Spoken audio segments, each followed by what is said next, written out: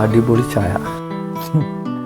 വൈകുന്നേരം 4 മണിയാകുമ്പോഴേ പണി സ്ഥലത്ത് ഇതേപോലെ ചായ ഇങ്ങടെ കിട്ടുമ്പോ നമുക്ക് എല്ലാത്തൊരു എനർജി ആയിരിക്കുള്ളൂ അല്ലേ. പിന്നെ നമുക്ക് പണിയെടുക്കാനായിട്ട് ഭയങ്കര ഇൻട്രസ്റ്റ് ആയിരിക്കുള്ളൂ. എടാ നീ പറഞ്ഞോട്ട് 4 മണിയാകുമ്പോൾ ചായയും കടിയും കിട്ടണമെങ്കിൽ സാധാരണക്കാരൻ്റെ വീടാവണം.